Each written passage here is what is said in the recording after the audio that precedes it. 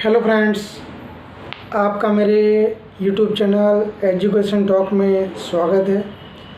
आज हम गुजरात माध्यमिक शिक्षा बोर्ड कक्षा 12 हिंदी मीडियम विषय अर्थशास्त्र चैप्टर नंबर 2 आर्थिक विकास के निर्देशक, उसके अंदर हम आज आर्थिक विकास के निर्देशक किसे कहते हैं, आर्थिक विकास के निर्देशक कौन कौन से हैं और उसमें राष्ट्रीय आय की वृद्धि दर का जो निर्देशक है उसके बारे में हम चर्चा करने वाले हैं।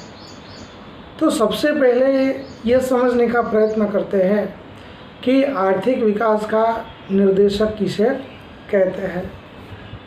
तो किसी भी देश के अंदर आर्थिक विकास हुआ है या नहीं, अगर आर्थिक विकास हुआ है तो कितनी तेज़ी से हुआ है, देश में आर्थिक विकास का स्तर या आर्थिक विकास का प्रमाण कितना है, उसे मापने के लिए हमें कुछ बातों को ध्यान में रखना पड़ता है, कुछ तत्वों को ध्यान में रखना पड़ता है। इसको हम आर्थिक विकास के निर्देशक, आर्थिक विकास के मापदंड, आर्थिक विकास के स्तर या आर्थिक विकास की कक्षा के रूप में जाना जाता है।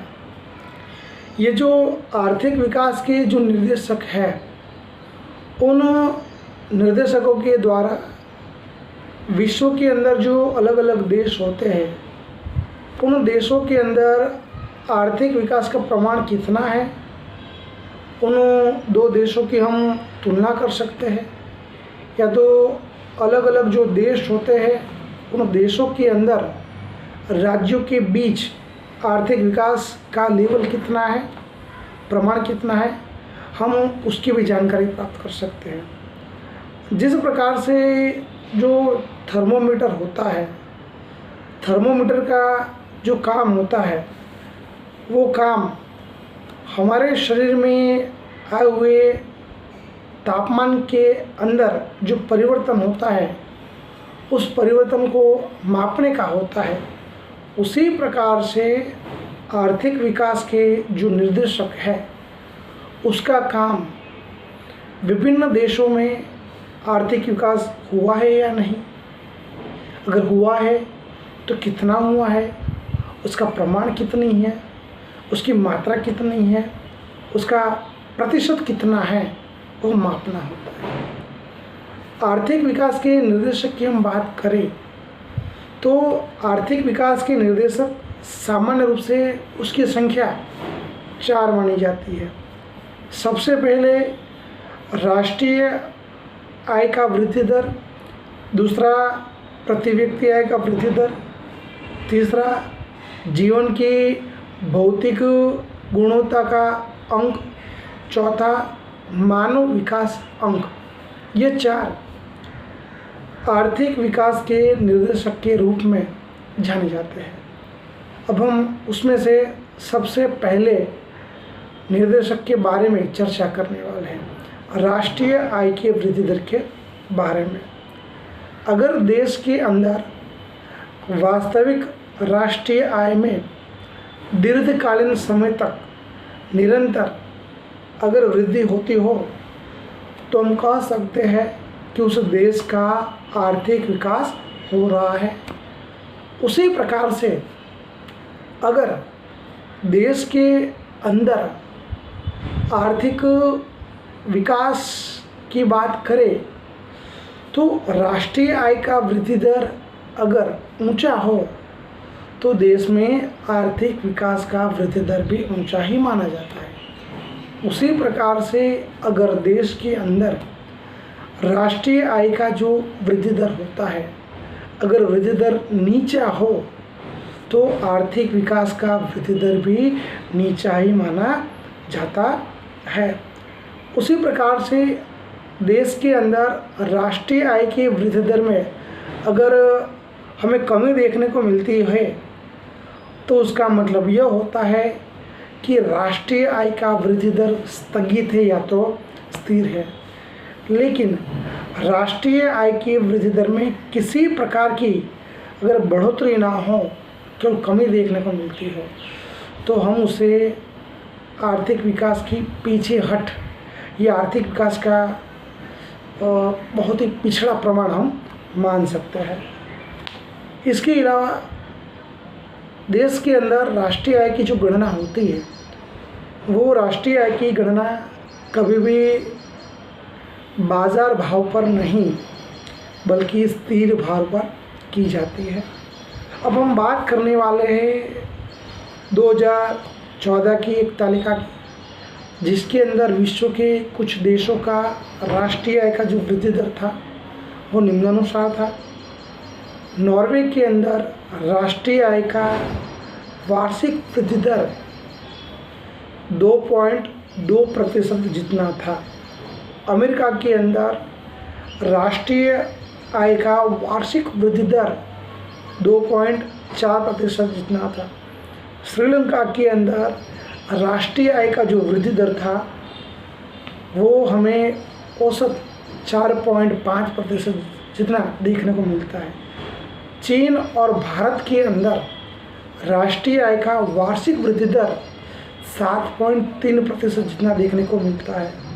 और पाकिस्तान की बात करें तो पाकिस्तान के अंदर राष्ट्रीय आय का जो वृद्धि दर था वो वृद्धि दर 2014 के अंदर 4.7% जितना देखने को हमें मिलता है। तो यहाँ पे हमने जो तालिका देखी, उस तालिका के हिसाब से विश्व के कुछ ऐसे देश हैं जिसका राष्ट्रीय आय का वृद्धि दर दूसरे देशों की वृद्धि दर की तुलना में बहुत ही ऊंचा देखने को मिलता है। नॉर्वे, अमेरिका, श्रीलंका,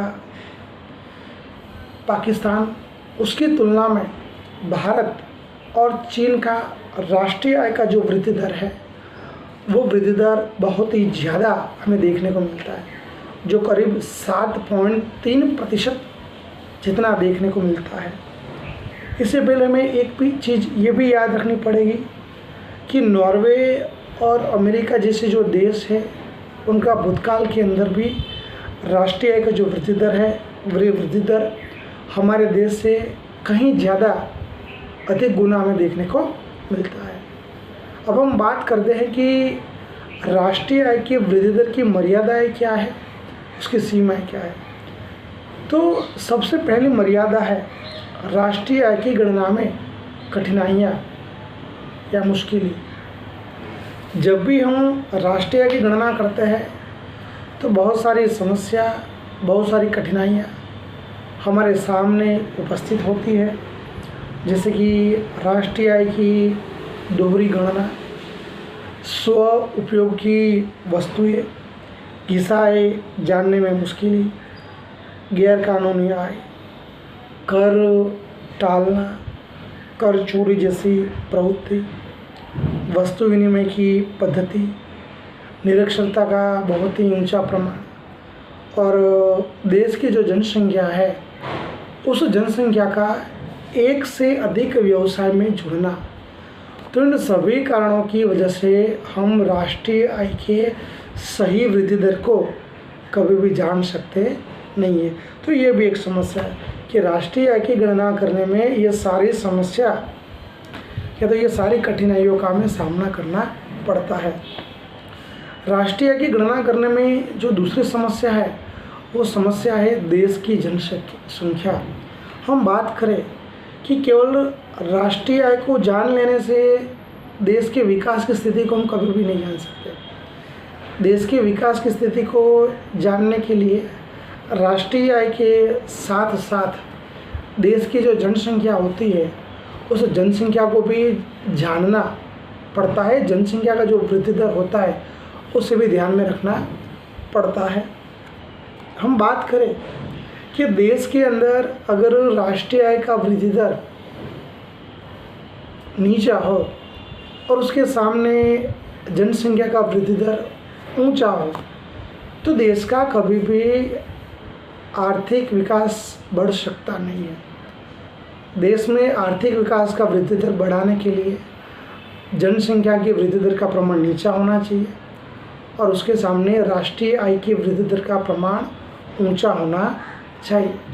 तभी देश में आर्थिक विकास का जो वृद्धि दर होता है वह वृद्धि दर बहुत ही ऊंचा हमें देखने को मिल सकता है।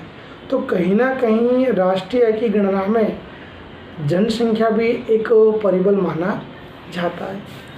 तीसरी जो मर्यादा है, राष्ट्रीय आय की गणना करने में अलग अलग पद्धति का उपयोग। आज विश्व के अंदर राष्ट्रीय आय की गणना करने के लिए अलग अलग पद्धतियों का उपयोग किया जाता है, जिसमें से मुख्य जो पद्धति है वो पद्धति उत्पादन, आय एवं खर्च की मानी जाती है। तो विश्व के सभी देशों के अंदर राष्ट्रीय आय की गणना करने के लिए जो अलग अलग पद्धति का उपयोग किया जाता है, उसकी वजह से राष्ट्रीय आय की गणना में बहुत बड़ा अंतर हमें देखने को मिलता है। तो उसकी वजह से हम सही तरीके से राष्ट्रीय आय की गणना कर सकते नहीं है। तो ये भी एक समस्या मानी जा सकती है। तो इस प्रकार हमने हमारा ये जो आज का वीडियो था उसके अंदर आर्थिक विकास के निर्देशक किसे कहते हैं, आर्थिक विकास के निर्देशक के द्वारा हम क्या जान सकते हैं, आर्थिक विकास के निर्देशक कितने हैं, कौन कौन से हैं, और उसमें से हमने राष्ट्रीय आय का वृद्धि दर का जो निर्देशक है उसकी हमने चर्चा की। उसमें राष्ट्रीय आय की वृद्धि दर की जो शर्तें हैं कि राष्ट्रीय आय का वृद्धि दर ऊंचा हो तो क्या होता है, नीचा हो तो क्या होता है, स्थिर हो तो क्या होता है, कम हो तो क्या होता है। विश्व के विभिन्न देशों के अंदर 2014 में राष्ट्रीय आय की वृद्धि दर की स्थिति क्या थी उसकी चर्चा की। राष्ट्रीय आय की वृद्धि दर की मर्यादा कौन सी, हमने उन सब की चर्चा की।